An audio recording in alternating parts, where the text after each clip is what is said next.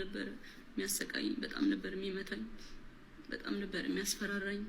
በደዌራ ቁጤና ሰው እንዳይመጣብኝ ስለለመድኳት የሚገኝ ሆስፒታል ሄደን እርጉዝ እንደሆነች አውቀናል። እኔ ፍቅር በባጃጅ እየወሰድኳ ነው። ባጃጅ አማረ ይብላል። ባጃጅ አማረ ምንድን ነው የሚባለው? ይሄ ከስሩ በፊት አይደል? ከስሩ በኋላ አይደለም? ወይስ ጉድ መሀበሻ ፒፕል እንዴት ናችሁ? ዮ ዩር ቦይ ዩኒክ ጂ ኢዝ ባክ። ለዛውም ቅመም የሆኑ ወሬዎችን ይዞ እንዴት ናችሁ? አዳዲሶች ካላችሁ ሰብስክራይብ እያረጋችሁ ላይክ እያረጋችሁ ቪዲዮን ተመልከቱት። እኔ ግን ለእናንተ ዛሬ ቅመም የሆኑ ወሬዎችን ይዤላችሁ መጥቻለሁ። ከቲክቶክ ላይ የተደለቱ ቪዲዮዎች እጅ የገቡ ብዙ አሉ። ጉልጉዬ ያገኘኋቸው የጆን ዳንኤልና የጃኒን ሚስጥሮች ዲቤክ ሲያማግጥ ተይዟል። የአራዳ ልጆች ይታያችሁ እንግዲህ እየተፈጠሩ ያሉ ነገሮችን እስከ ቪዲዮአችን መጨረሻ አብራችሁን ከቆያችሁ የምትመለከቱት ይሆናል ማለት ነው። ስታይ ዊዝ አስ። ለአመታቶች የደበቁትን ሚስጥር ለነገራችሁ ነው የመጣሁት። አይኑ ሪሌሽንሺፓችን ድብቅ ነበር፣ ኦፊሻል አላደረግነውም። እሱም የኔ ጥፋት ሊሆን ይችላል፣ ሊሆንም ይችላል፣ አላውቅም። ሜቢ አሁን ማወራላችሁ ወሬ ብዙ ወሬ ስላለ ነው። እና ከጆን ዳንኤል ጋር ሪሌሽንሺፕ ውስጥ ነበርኩኝ። ግን ሪሌሽንሺፕ ውስጥ ሆነን ጸባችን ነበር የሚበዛው። በጣም ነበር የሚያሰቃየኝ፣ በጣም ነበር የሚመታኝ፣ በጣም ነበር የሚያስፈራራኝ። ከኔ ጋር ከተለያየሽ አጠፋሻለሁ፣ ከቲክቶክ ትጠፊያለሽ፣ ላይቭሽን አዘጋዋለሁ፣ መስራት አትችይም እያለኝ ለአመታት እያስፈራራኝ ኑረናል። እና አሁን ትናንትና ደግሞ አካውንቴን ባን አድርጎታል። ብዙ ጊዜ ስንጣላ የመታኝ እሱ ነው የምትለው እሷ። ስክሪንሾት አስቀምጥላችኋለሁ እዚህ ጋር። እና አሁን የመጣሁት እንድታስጠነቅቁልኝ ነው። እኔ ምንም አልፈልግም፣ ድራማ አልፈልግም። እኔ የማስተዳድረው ቤተሰብ አለኝ። እኔን የሚጠብቁ ከኔ የሚጠብቁ ቤተሰቦች አሉ። ለእነሱ ነው የምኖረው።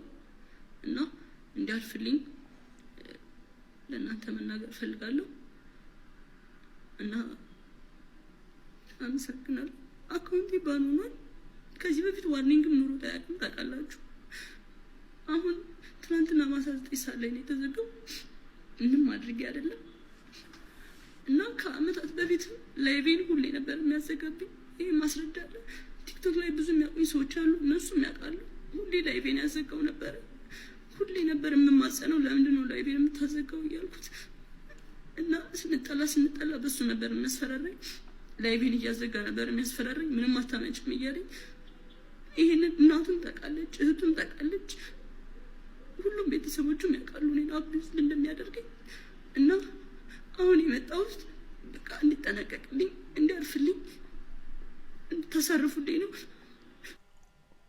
ጃኒ ይህንን ካለች በኋላ ብዙ ወከባን የተፈጠረው ቲክቶክ ላይ ጆን ዳንኤልን በጣም ብዙ የሚሳደቡ ሰዎች ምናምን ተነሱ። ከዛም ጆን ዳንኤል ደግሞ በምትኩ መጣና እኔ ይሄንን አላደረኩም ብሎ 3 ፓርት ያላቸው ቪዲዮዎች ሰራ። አሁን ያንን ቪዲዮ ቲክቶክ ላይ አታገኙትም።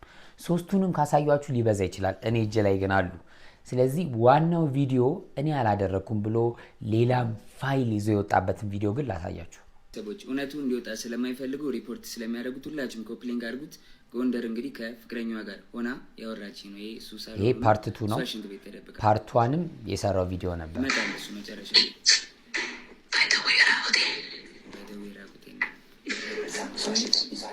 ሰው እንዳይመጣብኝ ስለለመድኳት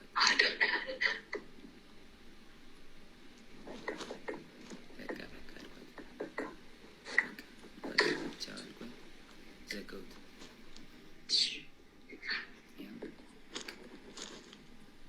ተዘጋ ስልኩ ናይስ። እና እውነታው ይሄ ነው። ከዚህም በኋላ እንግዲህ እዛ ይበጠበጣል። ጎንደር ላይ ቲንክ እየሰማት ነበር። እሱ ተበጠበጠ፣ ተደወለልኝ እኔ ጋር። ከዛ በኋላ ኤልሻዴ ደውላ ጆ ለምን ደወልክ? እየደወለልኝ ነው አለች። ጃኒ አለች። እኔ አልደወልኩም ኤልሹዬ፣ ሁሉም ነገር ደግሞ ስልኬ ላይ ያለ ሪከርድ ማለት አሳይሻለሁ አልኳት። እሺ ይቅርታ አለችኝ ኤልሻዴ። ከዛ ሳስበው እኔ አልደወልኩም ካልኩኝ እሷ ደውላ ከሆነ ትበጠበጣለች። ሪሌሽንሺፑ እንዲበጠበጥ እንዲለያዩ አልፈልግም። እኔ ደግሞ ቢኮዝ የጀመርኩት የራሴ ህይወት አለ፣ ድጋሚ መበጥበጥ አልፈልግም። ልጅ አለኝ፣ አዲስ ህይወት አለኝ። እኔ ህይወቴን መቀጠል እፈልጋለሁ። የሰው ላይፍ መበጥበጥ አልፈልግም። ከዛ ደወለች። እሱም እየሰማህ ነው ምንድን ነው አለችኝ። መበጥበጥ ስላልፈለኩ ውክልና ሰጥቻታለሁ። የባንኬን መኪና የገዛች ጊዜ 1 ሚሊዮን ብር ሰጥቻት ነበር። እስር ቤት በነበርኩበት ሰዓት ትራንስፈር ማድረግ ስለማልችል 1 ሚሊዮን ብር ከባንኬ ላይ ውክልና ሰጥቻት እንትን ብላ ነበር ነው ውክልናው አልተነሳም። ጃኒ አይ በቃ ውክልናው እንድታነሽልኝ ነው ብዬ ዘጋውት ስልኩን ማለት ነው። እስከ ዛሬ ድረስ አንተን የደወልከው ምናምን ለምን ትንትላለህ ምናምን ስባል ዝም ያልኩትኝ የሷ ሪሌሽንሺፕ ላለመበጥበጥ ነበር፣ ይሄን ነገር ላለማውጣት ነበር። ግን በዚህ ልክ በዚህ ርቀት ልክ እኔን ለመጣል ትሄዳለች ብዬ አስቤ አላውቅም። ሜቢ ፎሎወሯ ስለ ያኛው ስለተዘጋ ይሄኛውን ፎሎ ለማስደረግ ሊሆን ይችላል። ግን በዚህ ልክ እኔን አታክ ለማድረግ መሄድ የለብሽም ጃኒ።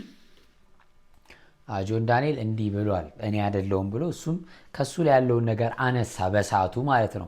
እየተፈጠረ ያለው ነገር እኔ ኮንፊውዝ አደረገኝ። በመሀል ግን አንድ የሆነ ህግ አዋቂውን አላቅም ይሄ ነገር በህግ ሊያስጠይቅ ይችላል ብሎ አንድ ቪዲዮ ሰርቶ ነበር።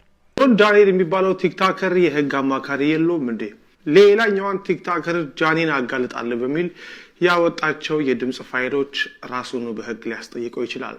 ዝርዝሩን በአጭሩ ላቀርብላችሁ። በቲክቶክ መድረክ ታዋቂ የሆኑት ስመኝ ገብሩ ወይም ጃኒና ጆን ዳንኤል እርስ በርስ ያቀረቧቸው የቪዲዮ ምስክርነቶች በማህበራዊ ሚዲያ ከሚሰጠው ስሜታዊ ምላሽ ባለፈ የሀገሪቱን የወንጀል ህግና የኮምፒውተር ወንጀል አዋጅን የሚፈትኑ ጉዳዮችን ይዘው መጥተዋል ይላሉ የዛሀበሻ የህግ አማካሪ። ጉዳዩ በዋነኝነት በ3 መሰረታዊ የህግ ነጥቦች ላይ ያጠነጥናል። አንደኛም የአካላዊ ጥቃት ክስና የማስረጃ ክብደት። ጃኒ በጆን ዳንኤል ላይ ያቀረበችው የአካላዊ ጥቃት ክስ ቲክቶከሯ ጃኒ በጆን ዳንኤል ላይ ያቀረበችው የአካላዊ ጥቃት ክስ በኢትዮጵያ የወንጀል ህግ አንቀጽ 555 እና ተከታዮቹ ላይ በተቀመጠው አካላዊ ጉዳት ማድረስ በሚለው ድንጋጌ ሊታይ የሚችል ነው። ጃኒ በማስረጃነት ምስሎችን ወይም ስክሪንሻት አቅርባለች። ሆኖም በህግ ረገድ እነዚህ ምስሎች በምን ሁኔታ መቼና በማን እንደተፈጸሙ በፎረንሲክ ምርመራ መረጋገጥ ይኖርባቸዋል። ጆን ዳንኤል ድርጊቱን በመካድ መረጃ ካለሽ ለምን አልከሰሽኝም የሚል ጥያቄ አቅርቧል። ይህም ተበዳዩም ጥቃቱ በደረሰበት ወቅት ለህግ አካል ያላመለከተች መሆኑን እንደ መከላከያ ሊጠቀምበት እንደሚችል ያሳያል። የዲጂታል ማስፈራሪያና የኮምፒውተር ወንጀል። ጃኒ አካውንቴን አዘጋዋለሁ ከቲክቶክ አጠፋሻለሁ የሚል ማስፈራሪያ ይደርስብኝ ነበር ማለቷም በኢትዮጵያ የኮምፒውተር ወንጀል አዋጅ ቁጥር 958/2008 ስር የሚወድቅ ጉዳይ ነው። የህጉን አንድምታ ስንመለከት አንድ ግለሰብ በማህበራዊ ሚዲያ ላይ ያለውን የስራ እንቅስቃሴ ወይም ተጠቃሚነት በህገ ወጥ መንገድ ለማስተጓጎል መሞከር ወይም ማስፈራራት የወንጀል ጠያቂነት ያስከትላል።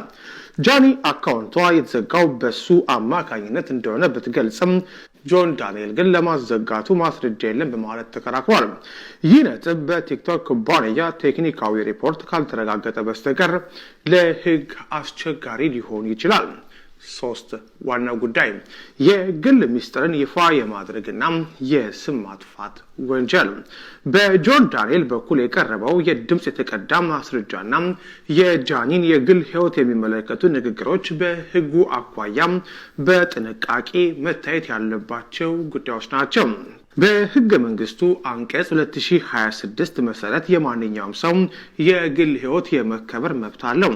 አንድን ግለሰብ ለማዋረድ ወይም ስሙን ለማጥፋት ታስቦ የግል ግንኙነቶችንና ድምጾችን ይፋ ማድረግ በህግ ሊያስጠይቅ የሚችል ድርጊት ነው። ጆን ያቀረባቸው የጃኒ ድምጾች በጃኒ እውቅና የተመዘገቡ ካልሆኑ በፍርድ ቤት እንደ ማስረጃ የመቀበል እድላቸው አነስተኛ ከመሆኑ በላይ ያለ ፍቃድ ድምጽ መቅዳት በሚል ተጨማሪ ክስ ሊቀርብበት ይችላል።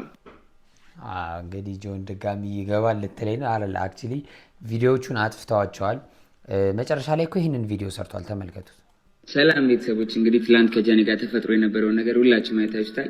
ጉዳዩን እንግዲህ በንግግር በእርቅ ስለፈታ ነው። ቪዲዮዎቹም አላስፈላጊ ስለሆኑ ቪዲዮዎቹን አጥፍቻችኋለሁ። ከጎኔ ለነበራችሁ፣ ብዙ ሰው ሲነሳብኝ አብራችሁኝ ለነበራችሁ፣ አይዞኝ ስትሉኝ ለነበራችሁ በሙሉ ከልብ አመሰግናለሁ። ሁልጊዜም እንደምለው ጆን ዳንኤል አይቆምም፣ ጆን ዳንኤል ይቀጥላል። እወዳችኋለሁ ቤተሰቦቼ፣ እንቀጥላለን። ሀላስ እንግዲህ ሁለቱም የእሷን ቪዲዮ አላገኘሁትም። ሁለተኛው አካውንቷ ፕራይቬት አርጋው ይሁን ሃይድ አርጋው ይሁን አላቅም የተፈጠረውን ነገር። እሷም እንደዚህ አይነት ቪዲዮ ሰርታ ነበረ። እንትን ብለናል በሰላም ፈተናል ብለው ይሁን እንግዲህ በጣም ኮንፊውዝድ ከሆንን በኋላ ነው ሁሉ የተፈጠረው። መጨረሻ ላይ ደግሞ ስክሮል ሳደርግ ምን ባይጥሩ ነው ናየውና ጆን ዳንኤል አንፎሎ ተደራረበ ቪዲዮ አንስቲ ነው።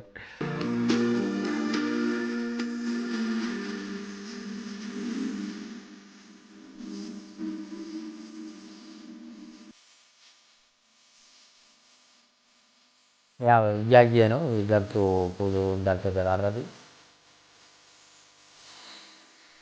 የለም እንዴ